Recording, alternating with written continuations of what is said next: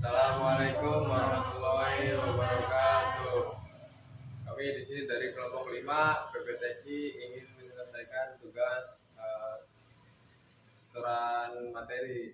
Saya Raffi Gusrianda. Saya Alatri Bidasari. Saya Salsabila Alisha Yustian. Saya Dina Alzaraini. Dan satu lagi, kurang satu lagi. Ini saya dari luar masuk sini masuk. Hah? Masuk. Masih kan nih belum? Oh iya. Ya udah duduk dulu, kamu kenalin dulu. Nama saya Saifuddin. Tadi apa ya? Masuk apa ya? Indom. Oh iya. Idgham artinya memasukkan. Idgham dibagi menjadi 3. Yang pertama ada idgham mutawassil, idgham mutaqaribain. Yang kedua ada idgham mutawassilain.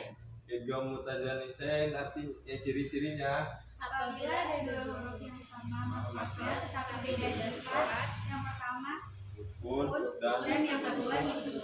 contoh hurufnya ada apa aja sih? Ditato, Cara bacanya idgham mutajanisain gimana? dihitungkan dan angkat huruf. Coba contohnya. Abad tun. Terus yang kedua ada idgham mutaqaribain, ciri-cirinya itu apa? Apabila ada dua huruf yang berdekatan sesuai dengan sifatnya, yang pertama sukun dan yang kedua hidup.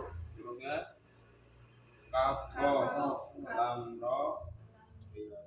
Banyak. Nah, cara bacanya itu diapain? Dihitungkan tanpa dengung kecuali ba dan mim. Contoh hurufnya apa sih? Terus yang ketiga ada idgham mutawassilain. Ciri-cirinya apa? Apabila ada dua huruf yang sama makrotnya dan sifatnya, yang pertama sukun dan yang kedua hidup. Contoh hurufnya ada apa aja sih? Nun, mim, waw, ya. Cara bacanya tuh dihitungkan tanpa dengung. Contohnya apa? Materi ke-8 yaitu hukum mim sukun. Hukum mim sukun dibagi menjadi 3. Idhar syafawi, yang kedua ikhfa syafawi, yang ketiga idgham mimi. Idhar syafawi ciri-cirinya Apabila ada mim sukun dengan huruf selain ba dan mim, cara bacanya adalah mimnya dibaca jelas. coba contohin. Alam tarokaifa, Kenapa bisa dinamain idhar syafawi? karena mim sukun bertemu dengan huruf ka, karena hurufnya tidak termasuk huruf selain ba dan mim. Terus ikhfa syafawi ciri-cirinya adalah apabila ada mim sukun bertemu dengan huruf ba, cara bacanya Mimnya didengungkan. coba contohin. Summa ida antum basaru. Kenapa bisa dinamain ikhfa syafawi? Karena mim sukun bertemu dengan ba, jadi mimnya didengungkan. Terus ada idgham mimi. Idgham mimi ciri-cirinya adalah Apabila ada mim sukun bertemu dengan huruf mim, cara bacanya gimana? Mimnya didengungkan. Coba contohin. Hukumnya surat. Kenapa bisa dinamain idgham mimi? Karena mim sukun bertemu dengan hidup. Materi 9 adalah materi tentang lagi apa sih? ini pesan nggak mampu. kan yang itu huruf kola. Dibagi menjadi 3. Yang pertama ada qalqalah sughra, qalqalah wusta, yang ketiga qalqalah kubra. Coba Saeb, qalqalah sughra ciri-cirinya adalah Huruf qalqalah berharokat asli, baik maupun di akhir kalimat. cara bacanya tuh gimana sih, Cara bacanya itu Fa'asarna bihi naq'an. Oh Itu iya. yang dipantulkan. Kalau yang kedua kan ada qalqalah wusta, ciri-cirinya gimana sih, Salsa?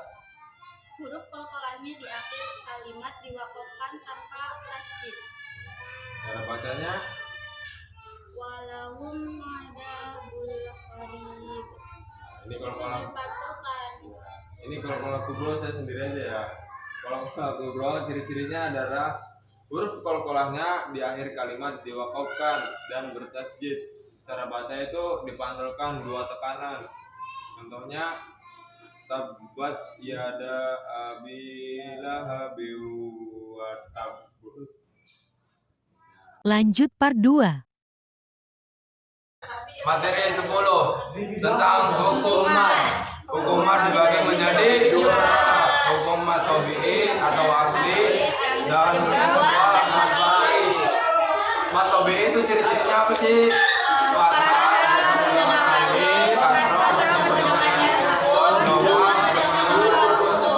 cara bacanya dibaca panjang 2 harokat. Contoh hurufnya apa sih? Terus ada mat far'i. Mat far'i itu artinya secara garis besar dibagi menjadi 2. Ada mat mulhaq bil asli, ada mat ghairu mulhaq bil asli. Nah, itu dibagi menjadi 3. Yang pertama itu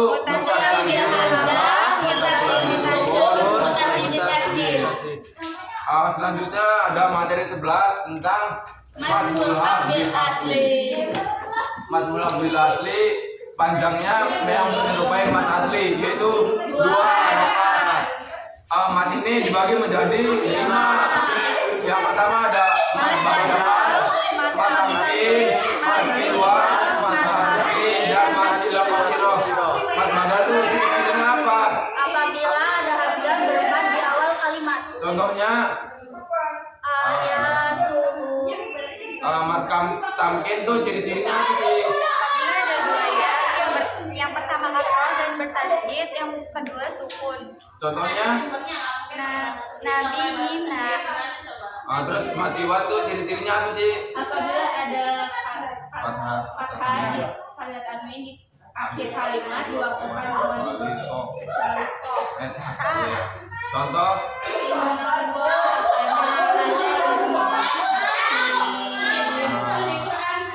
terus mat harfi itu ciri-cirinya apa sih? Apabila ada huruf fatihus suwar yang terdiri dari 2 ejaan, huruf yang dibaca sesuai bunyi asli huruf hijaiyah. Terus yang terakhir kan ada mat silah qasirah, itu ciri-cirinya apabila ada domir berharokat kasrah atau domah diapit 2 huruf hidup yang dan tidak bertemu dengan hamzah. Contohnya itu wamalahu min quwwatin wala nasir. Nah, kemudian ada materi ke-12. Materi 12 itu tentang apa sih? Tentang mat ghairu mulhaq bil asli muttasil bil hamzah. Mat tersebut itu dibagi menjadi 3. Yang pertama ada mat wajib mutasil, mat jaiz mutasil, dan mat silah qawilah. Mat wajib mutasil itu ciri-cirinya apa sih? Apabila ada mati bertemu hamzah dalam satu kalimat. Cara bacanya Dibaca panjang 5 harokat. contohnya idza jaa nasrullahi wal fath. Dan kedua itu ada mat jaiz munfasil. Ciri-cirinya itu apa? Apabila ada mati bertemu hamzah di lain kalimat. Cara bacanya Dibaca 3 sampai 5 harokat. coba contohin satu. Tabbat yada abi lahabi wa tab. Terus yang terakhir ada mat silah qawilah. Ciri-cirinya itu apa? Apabila ada domir berharokat kasroh atau domah diapit 2 huruf yang bertemu hamzah. Cara bacanya Dibaca panjang 5 harokat. dibaca 5 harokat, teman-teman. Coba contohin dong. Yahsabu anna malahu ahad. Ya, Bun, ya. Materi 13 itu tentang apa? Mat ghairu mulhaq bil asli muttasil bil tasydid. Itu dibagi menjadi 3. yang pertama ada Mat lazim ilmi mutasaqah. Yang kedua ada mat far'i. yang Yang ketiga ada mat lazim harfi harfi mutasaqal. Mat lazim ilmi musaqal ciri-cirinya Apabila ada mati bertemu dengan huruf yang bertasydid dalam satu kalimat. cara bacanya Dipanjang dibaca panjang. contohnya adalah al-haq. Nah, terus ada mat farqi. Itu ciri-cirinya apa sih, teman-teman? Apabila ada matobihi bertemu alif lam syamsiah, Cara bacanya? dibaca panjang dan 6 harokat. Coba contohin dong. Allahu khairum amma yusyrikun. Nah, terus yang terakhir ada mad lazim harfi mutsaqal. Ciri-cirinya adalah Apabila ada huruf tawati suar yang berada sesuai bunyi asli, huruf hijaiyah dan mengandung unsur idgham. Cara bacanya gimana, teman-teman? Dibaca panjang 6 harokat. Contohnya alif lam mim ra. oke. Terus kita lanjut ke materi 14 ya, teman-teman. Materi 14 itu tentang mad ghairul mu'azzir asli mutasil sukun. Mad tersebut itu dibagi menjadi berapa sih? 4. Coba yang pertama apa? Yang kedua, yang ketiga, ada sukun, yang keempat. Nah, kalau mad lazim harfi muhafaf ciri-cirinya apabila ada huruf khawatimus suar yang terdiri dari 3 huruf berbaca sesuai bunyi asli huruf hijaiyah dan tidak mengandung unsur idgham. Hurufnya itu ada nun, qaf, shad, ain, sin, lam, kaf, mim. Cara bacanya itu 6 harokat panjang. Contohnya alif lam ra. kemudian ada mad lain. Ciri-cirinya adalah apabila ada waw sukun dan ya sukun, huruf sebelum berharap fathah diwakafkan. Jika membacanya diwakafkan maka menjadi sifatli. Cara bacanya gimana? Dibaca panjang 6 harokat. Coba contohin. Ila fi Quraisy. Terus ada mad arid lisukun. Ciri-cirinya adalah Apabila ada matobihi mewakafkan huruf hidup selain hamzah, karena ketika bertemu hamzah menjadi mad wajib mutasil. cara bacanya gimana tuh, teman-teman? Dibaca panjang 3 sampai 5 harokat. Coba contohin. Qul a'udzu birabbin nas. Mad lazim kilmi muhaffaf. Ciri-cirinya adalah Apabila ada mad badal bertemu huruf sukun dalam satu kalimat, cara bacanya. dibaca panjang 6 harokat. Contohnya adalah al-ana wa qad asait. Terus yang materi ke-15 itu ada apa, Mas Aep? Sifir. Materi sifir. Sifir dibagi menjadi 2. Yang pertama ada sifir mutasil dan sifir mustadil. Ciri-cirinya sifir mustadil mustahil itu apa? Ada pula dalil Yang dapat lafaz ana pati contoh sifir mustahil kecuali lafaz anaba, anabu, anil, al-amal. Cara bacanya gimana sih? ketika dibaca waw berhenti maka dibaca panjang. Ketika dibaca wasol lanjut maka dibaca pendek. Mustadir contohnya. Ada bulatan kecil. Cara bacanya Ketika dibaca waw berhenti maka cara bacanya disukunkan. Ketika dibaca wasol lanjut maka dibaca pendek. ini saya mau contoh sifir mutasil dan ngikutin ya. Contohnya ana.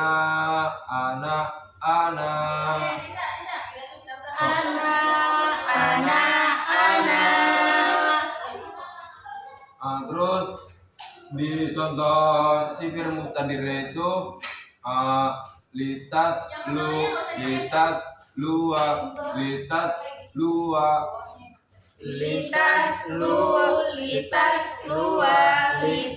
lua.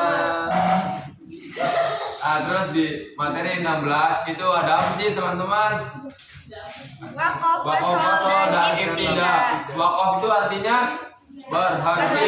Dan wasol dia artinya itu dilanjutkan. Ibtidah artinya tata cara memutus dan mengulang kembali bacaannya. Nih,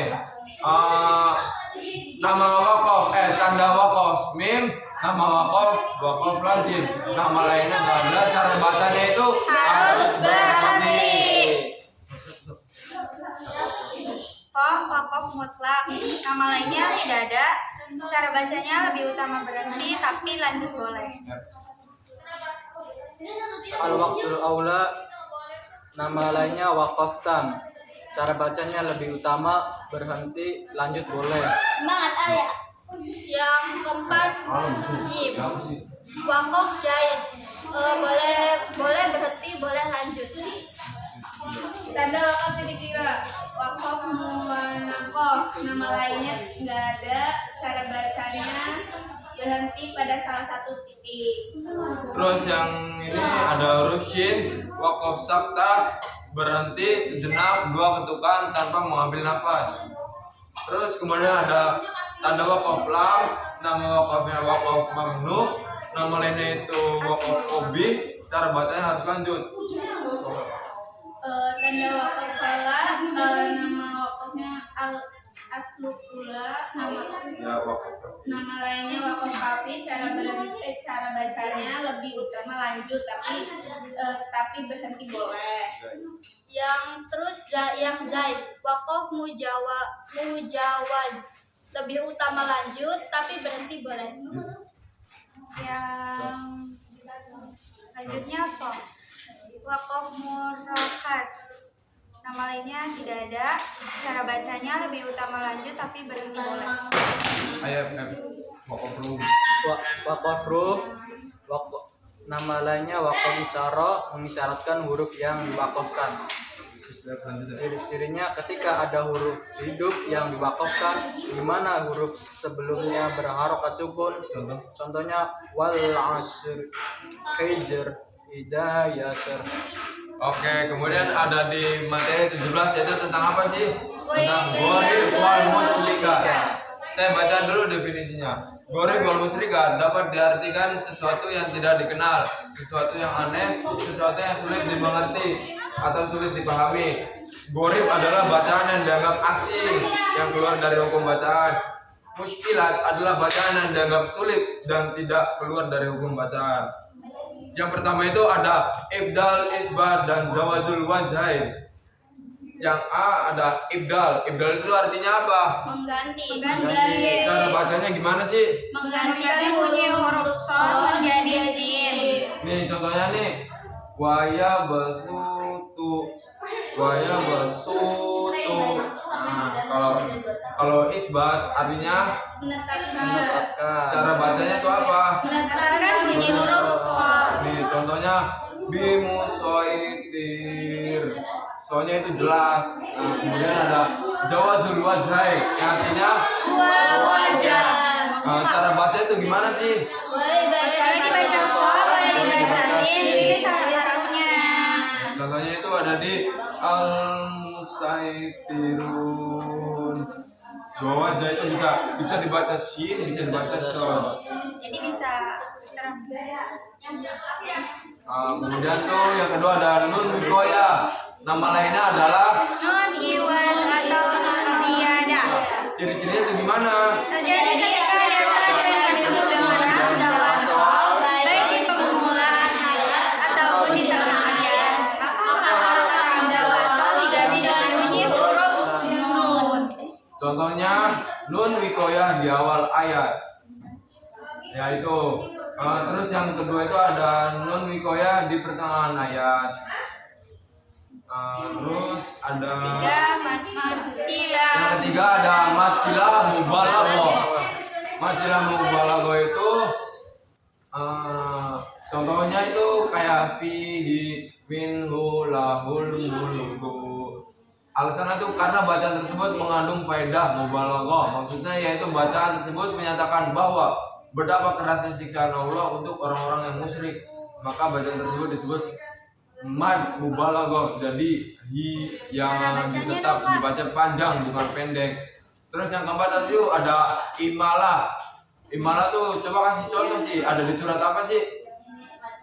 Surat Hud ayat 1. Coba contohin. Bismillahirrahmanirrahim wa mursaha. Jadi rohnya itu dibacanya Re ya. Iya.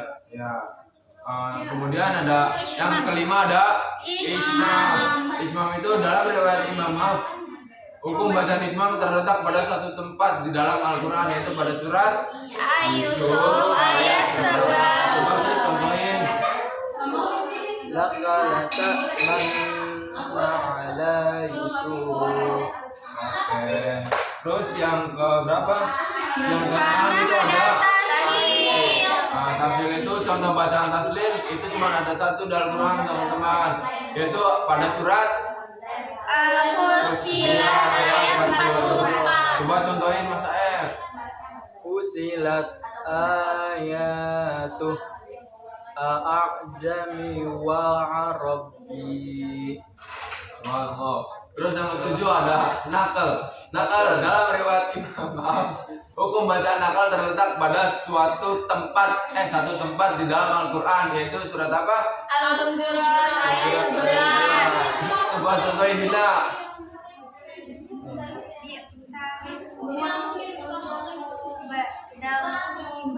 Masya Allah. Terus ada di nomor 8 yaitu sabta. Sabta itu terdapat di 4 surat di dalam Al-Quran. Yang pertama ada surat Yasin ayat 52, yang kedua ada surat Al-Kahfi ayat 1 sampai 2, yang ketiga ada surat Al-Qiyamah ayat 27, terus ada surat Al-Mutaffifin ayat 14. Coba surat Al-Kahfi surat Yasin contohin Alia.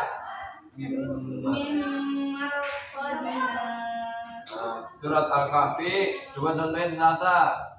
Walam yaj'al lahu iwaja. Coba surat Al-Qiyamah ayat 27 coba contohin Mas Aep. Wakila mangroqib.